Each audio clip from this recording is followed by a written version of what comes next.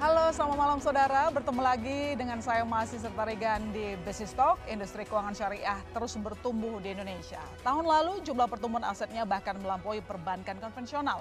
Lalu bagaimana pelaku industri keuangan syariah lebih giat meningkatkan kinerja positifnya, memaksimalkan potensi pasar yang ada? Kita bahas malam ini bersama Maybank Indonesia. Telah bergabung bersama saya di studio ada Pak Taswin Zakaria, Presiden Direktur Maybank Indonesia. Selamat malam Pak Taswin. Selamat malam. Sehat Pak? Alhamdulillah sehat. Alhamdulillah sehat. Pak, kalau kita lihat sekarang bahwa yang namanya pertumbuhan dari keuangan syariah terus naik, sangat positif di market dengan penduduk muslim terbanyak gitu ya di dunia. Tapi kalau mungkin saya mau tahu perspektif dari Pak Taswin. Bagaimana Bapak melihat pertumbuhan perbankan syariah mungkin kurun waktu 5 tahun belakangan? Apakah sudah memuaskan atau mungkin sebenarnya masih ada potensi yang bisa kita dorong? Ya. Kalau 5 tahun terakhir ini kita lihat masih ada potensi yang masih bisa kita garap sebenarnya ya, karena pertumbuhannya sudah baik ya. Perbankan syariah ini sebetulnya sudah lama masuk ke dalam status yang kita sering sebut sebagai small banking trap ya. Jadi di mana pangsa pasar dari perbankan syariah ini tidak begitu berkembang ya dulu ya. Dan sekitar 5-7 tahun yang lalu industri bersama-sama dengan OJK juga kemudian kita berinisiatif bagaimana kita bisa mengembangkan pangsa pasar dari perbankan syariah ini supaya bisa keluar dari trap yang dikatakan tadi 5% lah kira-kira ya. Jadi selama berpuluh tahun itu pangsa pasarnya tidak lebih dari 5% dari total perbankan nasional lah ya. Nah sekarang 5 tahun terakhir ini kita melihat sudah ada perbaikan ya. Sekarang mungkin mendekati 7-8% mungkin ya. Kalau kita lihat perbankan total perbankan nasional sekarang yang katanya mungkin sudah hampir 10.000 triliun ya. Nah, porsi dari pembiayaan syariah itu atau porsi pangsa pasar syariah itu sekitar 800 triliun. Nah, 800 triliun itu mungkin sekitar 8% mungkin dari total perbankan nasional. Jadi ini sudah merupakan perbaikan lah, improvement dari kondisi sebelumnya yang hanya 5%. Jadi sudah ada naik 3%. Tapi saya rasa kalau melihat kepada jumlah populasi ya, secara perbandingan populasi basis nasabah syariah ini cukup besar sebetulnya. Ya sekitar 35 juta, hampir 36 juta ya. Tapi itu secara basis nasabahnya ya. Tapi secara aset under management kalau kita mau sebutnya ya, AUM gitu, aset under management atau secara rupiahnya belum besar ya. Karena 35 juta, 36 juta tadi hanya mengenerate sekitar 800 triliun aset ya. Jadi saya pikir masih banyak yang bisa dikembangkan dari basis yang ada ini sekitar 36 juta nasabah ini masih banyak saya rasa potensi yang bisa kita garap untuk bisa semakin memperbesar porsi perbankan syariah ini. Tapi kalau kita lihat memang pangsa pasarnya terus naik 7%. Jadi menurut Bapak bahwa sebenarnya tahun ini mungkin bisa saja begitu mencapai 10% pangsa pasarnya? Tahun ini belum mungkin ya, belum saya pikir ya. Kalau mungkin kita bicara kalau mau 10% mungkin 2-3 tahun ke depan. Oh itu cukup singkat loh waktunya kalau sampai 3 tahun udah nyampe 10% Pak Taswin. Ya mungkin kalau kita lihat growth dari growth trajectory yang sudah terjadi 5 tahun ini, mungkin dalam 3 tahun mungkin bisa tercapai kali kalau kita bicara. Karena kalau 10% itu kalau perbankan konvensionalnya sekitar 10.000 saja kan, 10.000 triliun ya mungkin masih bisa sekitar 10% masih bisa tercapai lah saya pikir ya. Itu naik sekitar 200 triliun, mungkin nggak terlalu susah ya. Kenapa saya sedikit optimis? Mungkin karena sudah semakin banyak institusi keuangan, ya bukan hanya bank, yang mulai menggarap secara serius pasar syariah ini. Jadi berdasarkan itu saya optimis akan banyak dikeluarkan produk-produk mungkin dan solusi-solusi keuangan syariah. Oke. Nah, yang mana ini nanti bisa semakin diadopsi oleh basis nasabah syariah yang 36 juta tadi, saya pikir itu. Karena yang saya bilang tadi, mungkin kalaupun basis nasabahnya tidak berkembang, paling tidak penetrasi terhadap 36 juta ini bisa semakin dalam gitu ya. Ya, pengenalan masyarakat atas keuangan syariah juga terlihat sudah sangat melek begitu ya dibandingkan beberapa tahun yang lalu. Masih pengenalan lah, masih PDKT. Kalau sekarang mungkin sudah mulai ada yang menjalin hubungan begitu ya untuk bagi untuk berinvestasi atau dan lain-lain sebagai macamnya. Kalau tadi Bapak mengatakan bahwa perlu ada produk-produk baru dan lain sebagainya untuk mendorong pertumbuhan di industri perbankan syariah ini. Lantas mungkin lebih spesifik lagi terobosan seperti apa yang harus dilakukan pelaku di industri perbankan syariah supaya itu dia tadi memaksimalkan market yang sangat besar ini, terutama Indonesia. Ya, tadi Pak sudah mengatakan pentingnya produk dan solusi keuangan. Itu penting sekali. Saya pikir itu menjadi modal utama bagi pelaku perbankan syariah ya. Karena apa? Karena memang selama ini penetrasi yang rendah di masyarakat itu lebih dikarenakan ketersediaan produk yang mungkin kalah bersaing kalau boleh saya katakan dengan produk konvensional. Ya, memang ya kita semua sudah sangat terbiasa dengan produk konvensional ya. Karena memang sejak dulu produk konvensional ini yang memang memainkan peran utama ya untuk memberikan solusi keuangan ya. Nah, tapi kita lihat sudah mulai banyak ragam dari produk keuangan syariah ini, dan ini mungkin masih harus bisa kita kembangkan lebih jauh ya. Nah, kalau selama ini mungkin industri syariah ini banyak mengembangkan produk yang asalnya adalah produk konvensional ya. Ke depan mungkin yang harus kita kembangkan adalah bagaimana kita bisa mengembangkan produk syariah yang memang berbasis syariah. Jadi dan saya rasa ini juga sejalan dengan roadmap yang ingin dikembangkan oleh OJK juga ya. Jadi kita beralih dari kalau sebelumnya kita bekerja berdasarkan syariah compliance istilahnya. Jadi istilahnya produk konvensional ini yang disyariahkan ya, disyariahkan sehingga dia karena disyariahkan dari konvensional maka dia harus dipastikan compliant terhadap ketentuan-ketentuan syariah tadi. Nah, jadi istilahnya sebenarnya semacam copycat saja dari produk konvensional, dan ini saya pikir yang membuat produk maupun solusi keuangan syariah ini tidak terlalu berkembang ya. Karena selalu melihat apa dulu yang dimiliki oleh konvensional baru dia kembangkan syariahnya gitu ya. Totally harus menciptakan hal baru berarti ya. Harusnya begitu. Jadi kita harus bergerak ke arah yang syariah based produk gitu ya. Jadi memang dibikin produk atau solusi keuangan yang memang berbasis prinsip-prinsip syariah tadi ya. Dan saya rasa ini akan, kalau ini bisa kita lakukan, saya rasa akan cukup powerful ya.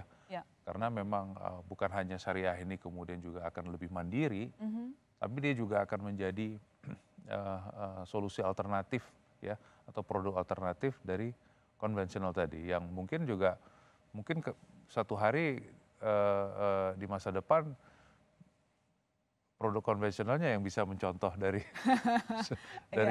dari produk syariahnya ya, menjadi conventional compliant, jadi kebalik gitu.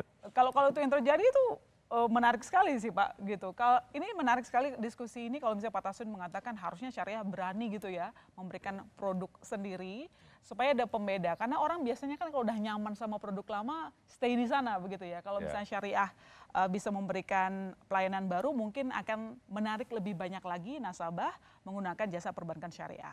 Nah, untuk menyambung hal itu, kalau Maybank Indonesia sendiri sudah melakukan apa Pak? Apakah ada produk-produk baru yang sudah ada atau mungkin akan di-launching mungkin?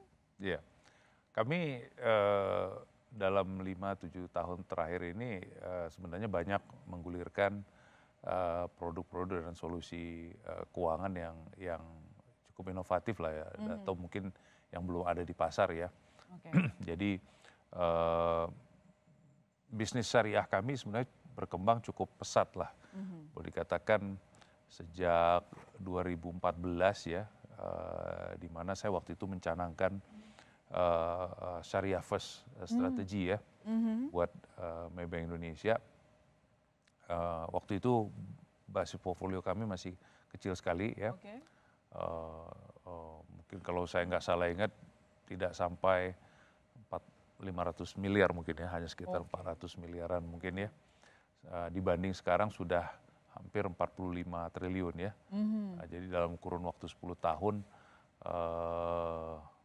100 kali mungkin ya, kalau 400 miliar, kalau 10 kali kan baru 4 triliun saja. Jadi 100 kali dari di mana kami mulai dulu 2014.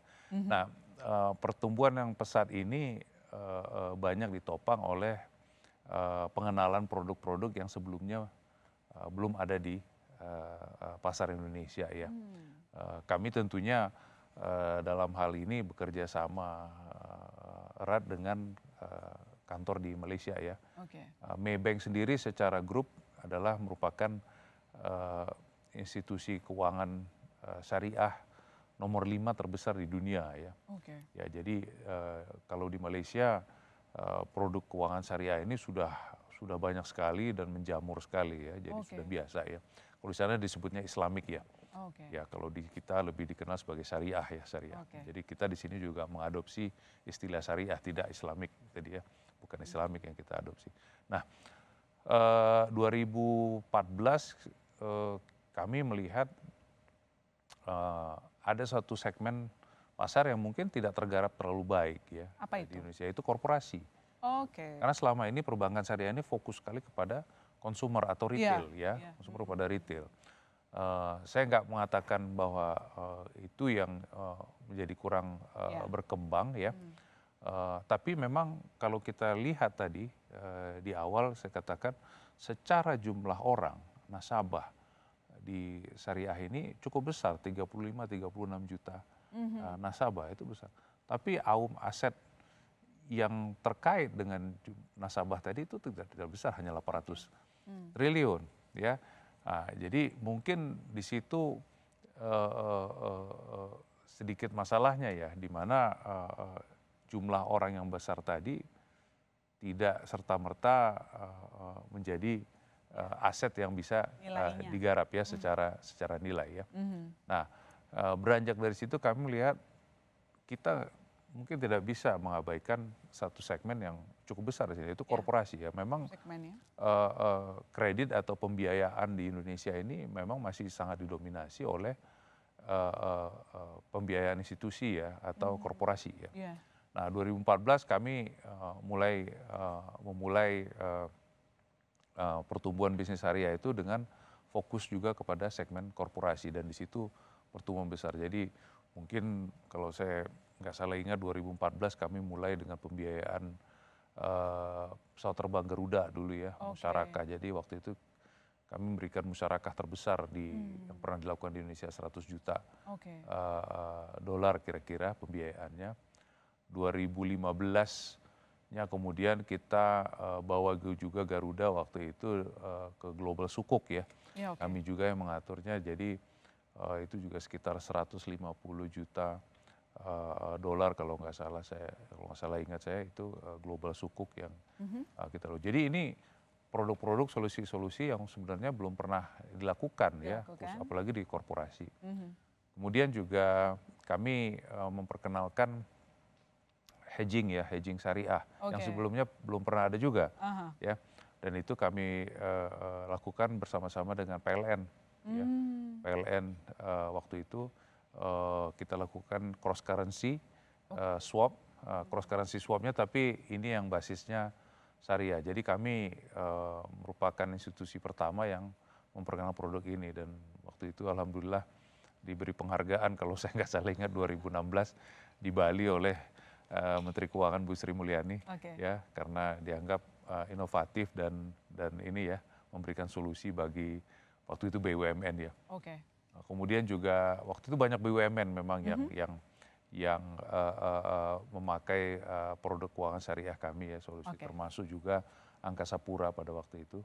Ya, juga pertama kali mereka melakukan pembiayaan sebenarnya dalam sejarahnya, karena Angkasa Pura selama ini tidak pernah ke bank ya untuk melakukan pinjaman atau ini pembiayaan, tapi waktu itu kami juga melakukan pembiayaan syariah kepada Angkasa Pura. Jadi di situ mungkin kontribusi kami selama ini ya melalui produk-produk keuangan yang belum pernah ada sebelumnya. Ya, segmen korporasi menjadi salah satu faktor terbesar juga untuk kesuksesan dari perbankan syariah Maybank begitu.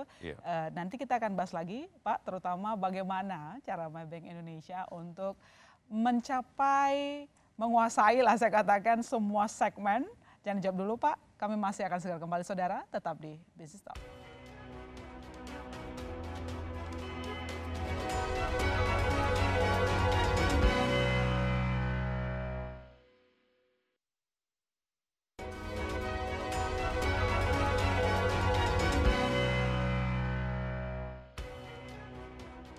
Kita lanjutkan diskusi kita malam ini tetap bersama Pak Taswin Zakaria, Presiden Direktur Maybank Indonesia. Pak Taswin, begini, lantas apa yang dilakukan oleh Maybank Indonesia untuk dapat meraup segala segmen begitu, jadi pilihan utama bagi nasabah? Karena tadi Pak Taswin menceritakan ini kayaknya segmen korporasi sudah mulai agak dia kuasain ya sama Maybank Indonesia. Gimana? Ya, mungkin saya nggak mau mengatakan sudah dikuasai karena memenangkan. Ya, boleh tapi nggak? kami itu menjadi fokus kami 10 tahun terakhir ya. Tapi bukan berarti kami tidak fokus juga ke segmen consumer atau retail, tapi banyak sekali peluang yang kami lihat bisa digarap di korporasi ya, dan ini tetap menjadi fokus utama kami lah di sini ya. Mungkin hal lain ya yang juga mendorong pertumbuhan yang begitu pesat di Maybank ya terhadap produk dan solusi keuangan syariah ini adalah kami tidak pernah menempatkan syariah ini sebagai solusi segmen ya, tapi sebagai solusi alternatif produk ya. Jadi produk alternatif, solusi alternatif, bukan pada segmen yang misalnya hanya ditujukan kepada segmen religi tertentu, Islam misalnya gitu kan, di mana beberapa institusi memfokuskan bahwa bisnis syariah mereka itu hanya difokuskan kepada segmen Muslim gitu ya. Kami tidak. Kenapa? Karena kami percaya solusi syariah ini atau produk syariah ini harus bisa menjadi produk alternatif yang superior atau paling tidak sama dengan yang produk konvensional ya. Nah, kalau kita terus-menerus menempatkan bisnis syariah ini terhadap segmen agama tertentu, saya pikir akan susah berkembang ya. Karena cita-cita kita sebenarnya produk syariah ini keinginan kita bisa diadopsi oleh seluruh lapisan masyarakat, terlepas dari agamanya apa gitu ya. Karena memang ini disajikan atau diberikan kepada masyarakat untuk memberikan solusi keuangan kepada mereka gitu ya. Nah, jadi saya pikir ini filosofi yang udah kita pegang terus 10 tahun, dan ini mungkin yang menjadi pendorong utama kita bisa bertumbuh demikian pesat ya. Syariah First Strategy tadi itu sudah 10 tahun kami adopsi di internal, ya, di mana di dalam Syariah First Strategy tadi kami tidak memfokuskan kepada segmen nasabah tertentu, tapi kepada seluruh segmen nasabah yang kami miliki. Dan strategi yang kami adopsi adalah kalau ada produk syariah yang relevan dan baik buat nasabah, itu yang kita kedepankan. Ya. Jadi kalau ke Maybank itu jangan heran kalau ketemu orang Maybank atau ke cabang Maybank itu akan disodorkan formulir syariah, buka rekening misalnya, atau misal pembiayaan KPR atau kepada pembiayaan siapapun. kendaraan, atau modal kerja, ataupun pembiayaan investasi, Oke. itu pasti yang akan ditawarkan dulu adalah produk syariah.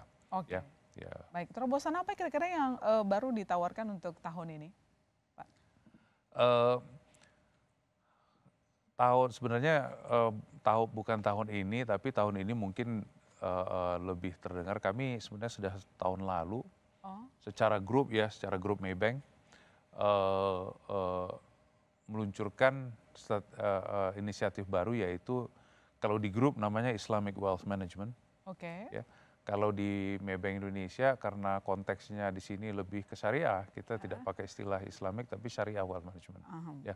Tahun ini kami udah berhasil sukses meluncurkan bisnis baru, yaitu syariah wealth management tadi. Ya. Mhm.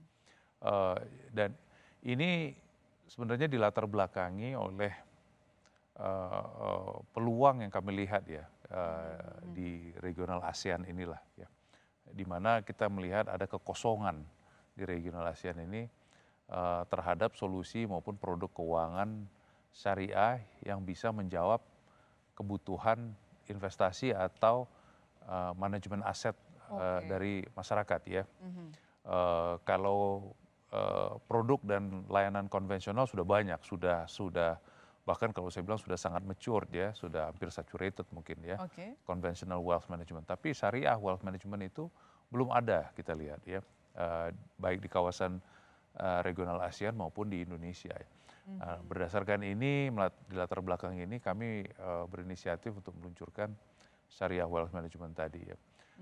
Di dalam syariah wealth management ini ada 5 prinsip solusi keuangan yang kita pegang ya. Oke. Yaitu wealth creation ya. Oke. Kemudian juga ada wealth accumulation, kemudian ada wealth preservation, Mhm. ada wealth purification, dan wealth distribution ya. Ini kelima pilar ini kami harapkan bisa menjawab hampir semua segmen masyarakat, dan baik itu yang muslim maupun non muslim ya. Oke. Memang prinsip kami selama ini produk syariah ini harus bisa ke semua lapisan masyarakat terlepas dari agamanya. Tapi dengan adanya nanti wealth purification dan juga wealth distribution, itu kami bisa lebih menjawab kebutuhan dari populasi muslim yang ada di Indonesia. Kalau wealth creation dan accumulation maupun preservation itu tidak mesti dia tidak mesti diadopsi oleh customer yang muslim gitu ya. Ya, jadi itu bisa saja produk yang kompetitif lah secara struktur maupun secara yield ya. Tapi kalau sudah purification dan distribution, itu mungkin kita fokuskan kepada customer yang berbasis agama muslim ya. Karena apa? Karena purification itu kan pemurnian mungkin ya, murnikan. Jadi dalam Islam itu ada konsep bahwa harta itu harus kita bersihkan.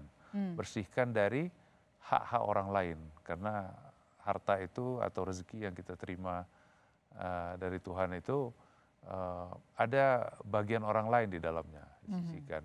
Bagaimana menyisihkannya? Ya melalui zakat. Saya pikir di agama lain seperti Kristen juga ada perpuluhan istilahnya gitu kan. Kalau di Islam itu zakat ya. Nah, itu cara Islam membersihkan harta tadi ya, memberikan zakat. Di situ salah satu bentuk purification yang ada di produk wealth purification tadi. Jadi ada infak juga, infak itu sedekah ya, ada atau amal donasi yang diberikan. Nah, di sini kami nanti akan menyediakan produk-produk yang bisa langsung menjawab kebutuhan nasabah terhadap kewajiban yang ada di agama tadi, yaitu harus memurnikan harta mereka melalui zakat atau melalui infak, sedekah, atau amal jariah kepada anak yatim. Dan ini bisa kita sediakan nanti produk maupun channel dari penyaluran pemurnian harta tadi. Kemudian distribution juga sama ya. distribution tadi sebenarnya zakat dan infak dan sedekah tadi itu kan juga harus didistribusikan kepada yang membutuhkannya kan. Nah, itu masuk ke dalam distribution kita. Tapi juga masuk ke dalam distribution kita adalah wasiat, ya wasiat, wakaf, ya. Nah itu bagaimana kita bisa, karena dalam Islam kita bisa meninggalkan harta gitu kan, wasiat, warisan gitu kan. Nah, wasiatnya apa? Ya, begitu juga wakaf ya kan, banyak pemilik harta itu yang berpesan sepeninggalnya mereka nanti harta yang mereka miliki itu diwakafkan untuk pembangunan biasa masjid, sekolah ya, atau rumah sakit atau begitu ya. Jadi ada yang begitu. Nah, ini solusi keuangan yang bisa menjawab kebutuhan ini nanti juga akan kami sediakan di dalam Syariah Wealth Management ya, sebagai bagian dari pilar distribusi tadi.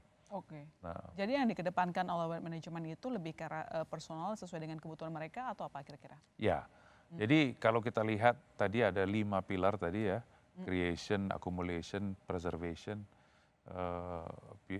purification dan distribution. Itu sebetulnya mengikuti perjalanan hidup dari nasabah ya. Ya, jadi kalau istilah sekarang mungkin istilah kerennya itu persona mungkin ya. Personanya tuh seperti apa gitu kan. Jadi karena dalam perjalanan hidup orang kan masih ada yang ketika dia muda, baru bekerja, baru membina rumah tangga misalnya. Nah itu beda stage-nya dengan yang sudah lebih mapan. Atau boleh dikatakan midlife lah ya, midlife itu atau yang tahu istilah masalah setengah baya atau apa ya, saya juga lupa. Setengah baya, ya itu udah lebih matang. Itu beda kebutuhannya. Beda lagi ya.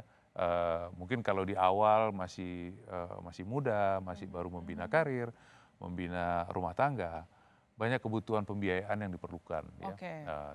Mungkin investasi belum terlalu dibutuhkan ya pada stage itu. Tapi ketika nanti ini beranjak lebih dewasa, lebih matang lagi, dia udah lebih stabil secara karir dan juga keluarga yang tadinya dibina sudah mulai beranjak dewasa juga, anak-anak sudah dewasa, ini kebutuhan juga berbeda. Jadi ada kebutuhan untuk pembiayaan sekolah anak, ya, kebutuhan udah investasi udah semakin dibutuhkan di sana. Ya. Baru kemudian nanti yang lebih atas lagi, di mana yang sudah lebih mapan lagi golongan nasabahnya. Nah, di situ kebutuhan investasi akan semakin kuat di sana ya, karena sudah menyangkut pengelolaan aset yang dimiliki oleh orang. Jadi perjalanan hidup tadi itu yang coba kami jawab ya, dengan pilar-pilar Syariah Wealth Management. Jadi termasuk pelayanan edukasi kepada nasabah juga ya, diberikan ya, supaya mereka mengerti apa yang mereka dibutuhkan. Betul. Dan akan dijelaskan oleh tim dari Maybank Indonesia. Nanti kita akan lanjutkan lagi, saya rasa ini akan menarik bagi pemirsa yang ada di rumah terkait dengan keuntungan apa saja yang diberikan sebagai nasabah kalau bergabung begitu. Jangan kemana-mana saudara, Business Talk masih akan segera kembali.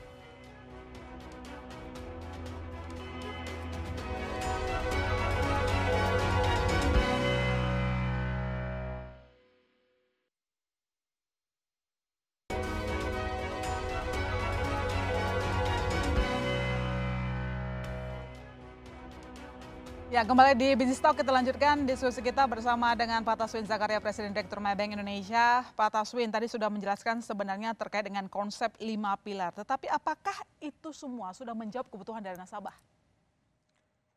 Insya Allah menjawab. Insya Allah menjawab. Insya Allah menjawab. Karena? Karena memang kami lihat dari data ini ya, konsumen ya, di mana 5 pilar ini seperti yang saya sampaikan tadi, itu mengikuti jenjang perjalanan hidup kita semua. Personal ya? Ya, jadi dan jenjang perjalanan hidup ini kan tidak berubah ya, boleh dikatakan universal ya. Kita muda, kemudian beranjak dewasa, semakin dewasa, beranjak tua ya. Nah, jadi kita mengikuti itu, jadi saya pikir kalau sepanjang kita mengikuti itu, atau kalau boleh di istilah kerennya sekarang customer centric ya, customer centric ya. Customer centric solution itu yaitu adalah solution yang berkiblat kepada kebutuhan nasabah, di mana kebutuhan tadi tentunya mereka sesuaikan dengan perjalanan hidup mereka tadi. Ya, jadi wealth creation di situ penting karena mungkin di awal perjalanan seseorang itu mungkin tadi saya katakan dia baru mulai kerja, memulai karir ya, membina rumah tangga, dia perlu wealth creation ya, di mana wealth creation ini akan membantu dia untuk semakin menambah pendapatan dia gitu ya, di samping tentunya pendapatan utama yang dia dapatkan dari pekerjaannya ataupun bisnis yang dia miliki gitu kan.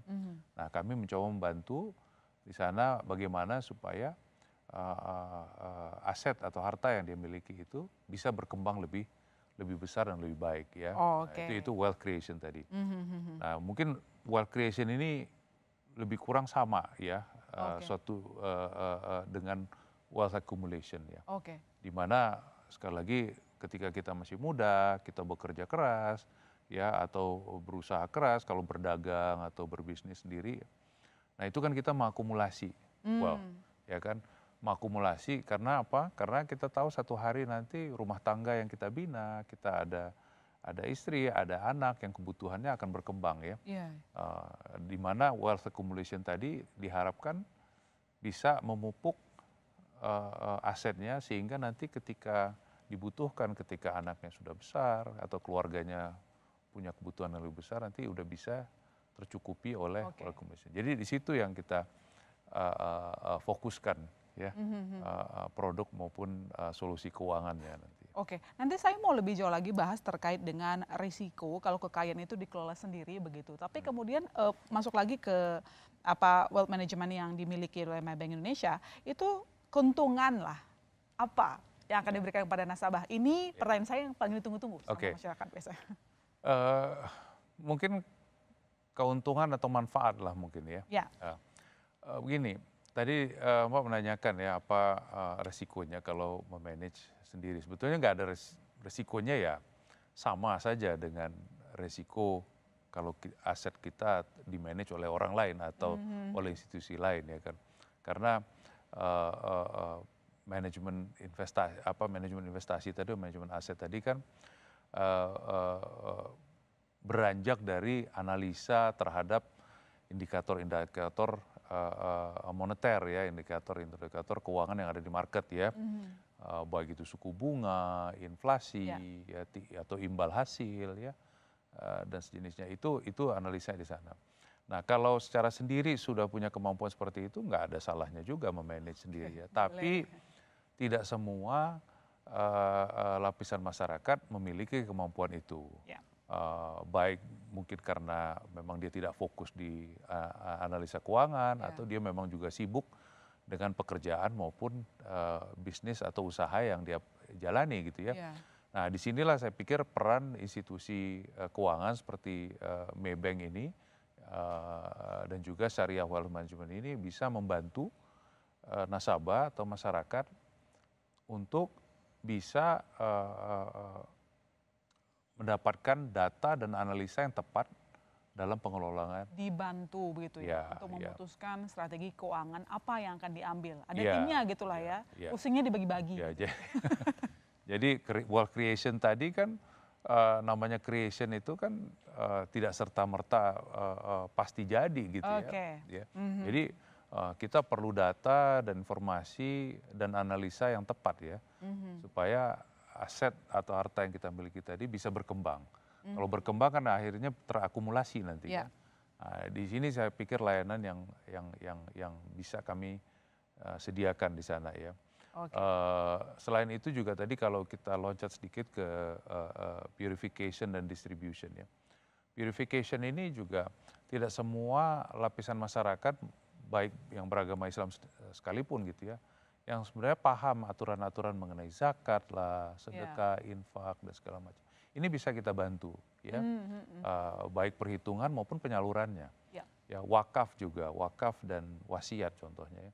Bagaimana membuat wasiat yang baik ya, dan juga bagaimana bisa mewakafkan secara benar ya, supaya tidak sia-sia harta yang diwakafkan tadi atau yang mau diwasiatkan tadi tidak sia-sia. Di situ kami bisa membantu nanti dengan advisory services yang bisa kami sediakan bagi nasabahnya. Saya pikir di situ keuntungan atau manfaat yang bisa didapat dari Syariah Wealth Management Maybank. Meminimalisir kesalahan mengambil keputusan, gitu ya. Ya, janjinya tadi agar asetnya bisa berkembang. Gitu. Ya, saya lebih senang bukan meminimalisir kesalahan, tapi mengoptimalkan. Mengoptimalkan ini ya, manajemen pengelolaan keuangan.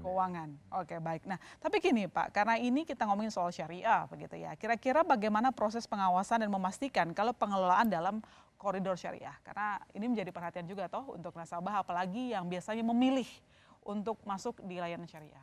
Ya, oke. Di setiap institusi keuangan syariah itu kita ada DPS, ada Dewan Pengawas Syariah. Ya. Itu memang kalau di negara lain bahkan sampai ada yang namanya Syariah Council ya, Syariah Council atau Islamic Council-nya yang menerapkan aturan-aturan tadi ya, memastikan bahwa produk dan solusi keuangan yang kita tawarkan ke masyarakat itu berada di dalam koridor prinsip-prinsip syariah. Ya. Jadi ada Dewan Pengawas Syariah. Tapi juga biasanya institusi keuangan sebelum meluncurkan produk maupun solusi keuangan tadi berkonsultasi tidak hanya kepada DPS atau Dewan Pengawas Syariah, tapi juga berkonsultasi kepada Majelis Ulama untuk mendapatkan fatwa terkait produk maupun solusi tertentu ya. Jadi seperti yang tadi saya sebutkan 2015-2016 kami meluncurkan cross currency hedging ya, berbasis syariah. Ini kami konsultasikan dengan Majelis Ulama ya, untuk mendapatkan fatwa terkait produk ini ya, dan juga ke Dewan Pengawas kami tentunya di sini. Jadi di sini saya pikir pengawasan yang ada ya, untuk memastikan bahwa ketika masyarakat atau nasabah itu mengadopsi produk atau solusi keuangan syariah kita itu sudah bisa dipastikan itu syariah compliant lah ya. Oke, jadi tidak perlu diragukan lagi untuk masyarakat. Ya biasanya ada yang sangat teliti gitu ya. Mereka sebelum masuk ke industri keuangan syariah, mereka akan lihat ini sesuai nggak sama syariah. Lalu kemudian sudah jelaskan tadi soal ada pengawasan, jadi tidak perlu khawatir, saudara. Pertanyaan berikutnya, Pak, manfaat syariah wealth management bagi nasabah dan kemajuan ekonomi syariah di Indonesia secara umum seperti apa? Secara umum gini. Indonesia ini negara berkembang dan berkembangnya cukup pesat ya. Kelas menengahnya masyarakat kita ini juga bertumbuh cukup pesat ya. Banget. Ya.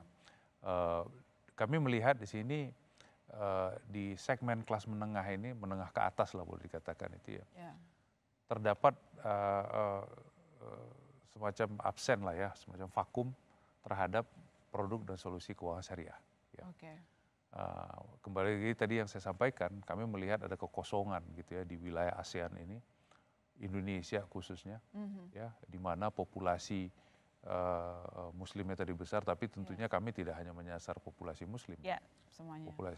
Tapi kelas menengahnya itu cukup besar populasinya, dan ini belum sepenuhnya bisa terjawab oleh solusi keuangan konvensional. Ya.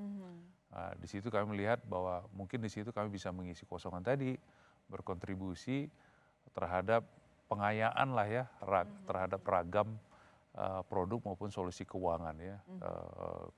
Selama ini ada konvensional, sekarang syariahnya ada. Jadi bisa kami harapkan bisa produk solusi keuangan syariah ini bisa duduk berdampingan, sama tinggi, sama rendah, ya, sama tinggi tentunya. Sama tinggi, sama rendah. Ya sama tinggi. Ya, sama tinggi, bahkan mungkin kalau bisa lebih tinggi, ya, lebih tinggi dari produk konvensional untuk bisa menjawab itu tadi ya, kebutuhan segmen menengah ke atas tadi ini. Saya pikir itu. Ada kesulitan tertentu nggak sih? Mungkin bukan kesulitan ya, perbedaan memaksimalkan market Indonesia dibandingkan mungkin tadi kan disebutkan dari Malaysia segala macam itu, ada hal-hal tertentu nggak sih yang harus dilihat atau mungkin kesulitan tertentu memaksimalkan market di Indonesia? Atau sebenarnya? Iya, mungkin di sini tantangannya mungkin penetration lah ya, penetration. Penetration itu kalau saya lihat juga adalah inclusivity ya, inclusiveness. Ya, jadi saya pikir, tapi ini saya pikir tantangan bagi semua, bagi industri lah. Ya, di konvensional juga tantangannya bagaimana kita bisa mempenetrasi lapisan masyarakat ini secara lebih dalam ya. Saya pikir kalau di negara lain penggunaan digital contohnya itu sudah sangat-sangat baik ya, sudah sangat-sangat mature, sehingga penetrasi tadi tidak mesti dilakukan secara fisik. Di sini kan masih banyak kita pakai cabang, kalau nggak buka kantor cabang nggak bisa ya. Beberapa bank seperti Bank BUMN bahkan itu hanya untuk mencapai bagian-bagian Indonesia yang lain itu tidak gampang ya. Mereka harus menyediakan infrastruktur yang begitu besar ya, tidak main-main. Dan ini nggak semua institusi bisa mereplikasinya gitu ya. Nah, penggunaan digital inilah yang kita harapkan ke depan bisa menjadi enabler bagi penetrasi yang lebih dalam tadi. Tapi ini semua butuh kerjasama dengan pemerintah. Karena apa? Karena digital ini kita pihak swasta nggak bisa berjalan sendiri. Karena kita perlu jaringan telekomunikasi, ya, perlu akses terhadap jaringan telekomunikasi. Akses saja mungkin belum cukup juga. Akses yang yang affordable, yang bisa dijangkau oleh masyarakat ya. Nah ini jadi PR bersama ini, PR baik swasta maupun pemerintah untuk bisa sama-sama kita penetrasi lebih jauh. Kedua saya pikir tantangannya adalah produk ya. Kalau di Timur Tengah maupun di Malaysia lah mungkin ya, produk itu berkembang sudah sangat baik ya, sangat besar. Mereka sudah lama mengadopsi syariah base, bukan syariah compliant product, tapi syariah base product. Nah di sini baru kita mau mulai ya. OJK kemarin baru saja memberikan roadmap terhadap perbankan syariah, dan di situ saya cukup senang melihat bahwa bahkan OJK sudah mengadopsi syariah base produk ini. Saya pikir dengan prinsip ini kita akan semakin kreatif lah membuat produk maupun solusi yang bisa dimanfaatkan oleh masyarakat. Saya pikir itu tantangan dua. Jadi penetrasi dan ketersediaan produk ya. Ya, penetrasi, ketersediaan produk, memaksimalkan market, harus ada kerjasama baik dari perusahaan dan juga dari pemerintah. Begitu. Terima kasih Pak Taswin Zakaria, Presiden Direktur Maybank Indonesia, telah bergabung di Business Talk. Dan saudara jangan kemana-mana, Business Talk masih akan segera kembali.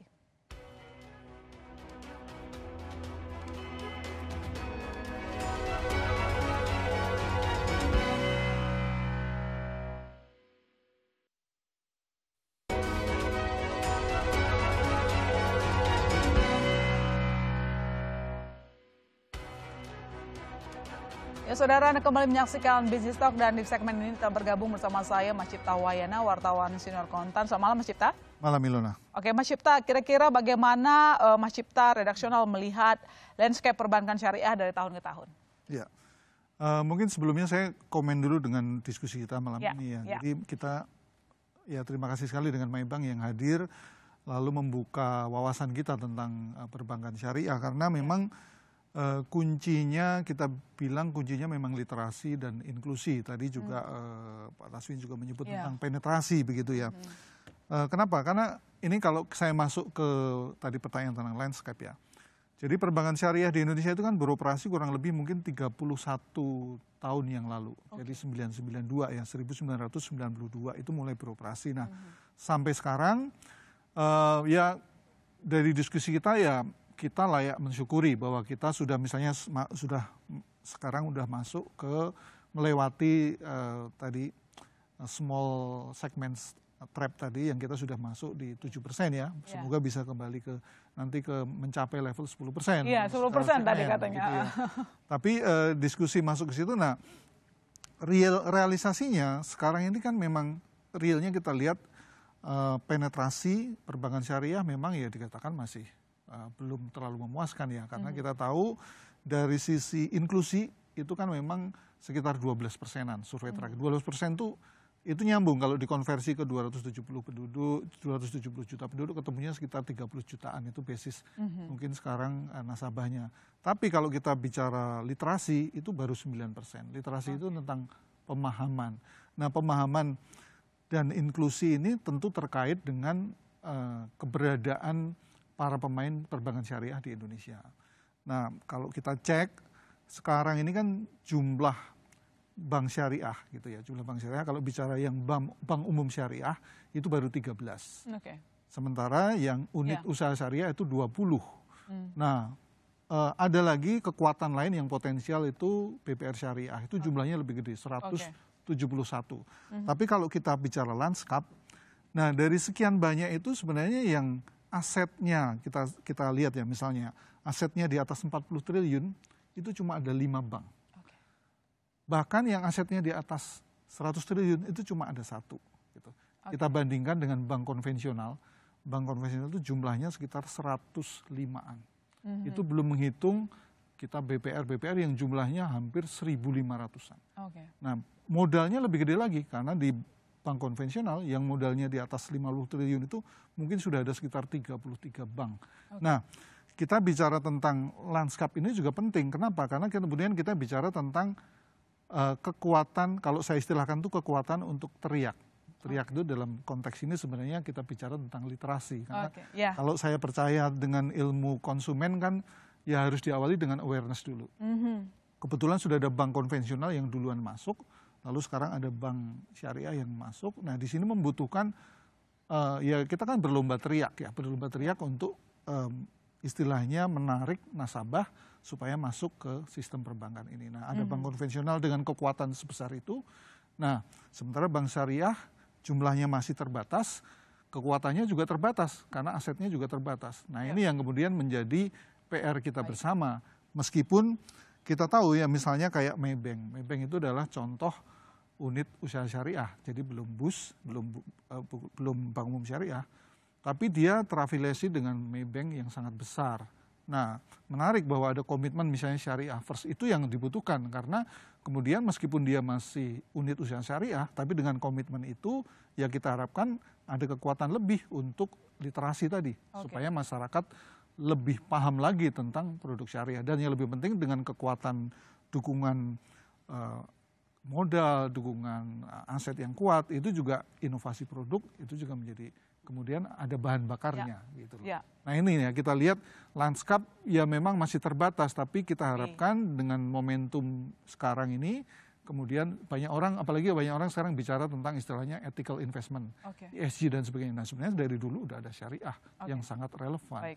Nah ini potensinya sangat besar. Ya, potensi yang sangat besar, lantas bagaimana mungkin catatan redaksional untuk memaksimalkan potensi yang ada, atau mungkin apa yang bisa didorong gitu oleh regulator terkhusus OJK di sini untuk mengembangkan perkembangan bank syariah?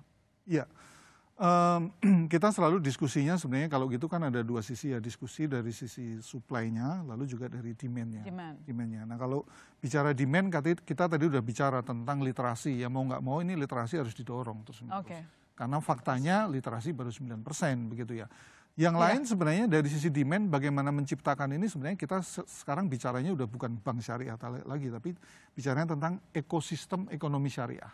Berarti kita bicara tentang syariah tourism, bicara tentang modest fashion muslim dan sebagainya, yang itu potensi kalau dikembangkan bersama-sama dengan bank syariah akan menciptakan demand yang besar. Gitu. Nah itu memang tidak bisa sendiri, OJK harus bekerja sama dengan pihak-pihak lain. Itu sisi demand ya.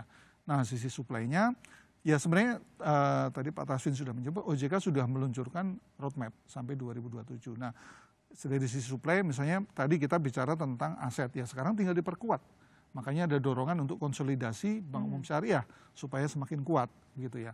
Yang lain juga supaya ada produk-produk, aturan tentang produk-produk baru yang harapannya juga kemudian itu tadi menambah daya tarik, dan yang lebih penting sebenarnya kinerja, daya tarik produk-produk syariah ini supaya demand-nya memang tercipta. Yang sisi terakhir yang tidak boleh lupa adalah digitalisasi. Digitalisasi memang harus kita dorong, pasti lewat dukungan aturan, karena mungkin kalau digital ya aturannya harus disesuaikan ya, karena memang mungkin proses KYC dan sebagainya butuh penyesuaian-penyesuaian seperti yang sudah terjadi konvensional. Jadi dua hal itu harus imbang. Dari sisi tadi kita bicara demand harus diperkuat gitu ya. Artinya basisnya literasi, kesadaran masyarakat tentang perbankan syariah dan juga mungkin keuangan syariah secara umum. Lalu dari sisi supply, pemainnya harus diperkuat, produk-produk inovasi produknya dan juga aksesnya. Oke, baik. Terima kasih Mas Cipta atas ulasannya. Yang seperti kita tahu, sebagai negara dengan penduduk muslim terbesar, potensi keuangan syariah hampir tak terbatas, butuh kerjasama semua untuk memaksimalkan potensi yang ada. Sepakat ya, Mas Cipta? Dengan demikian, saudara, saya masih Tarigan undur diri. Sampai jumpa Selasa depan di Business Talk.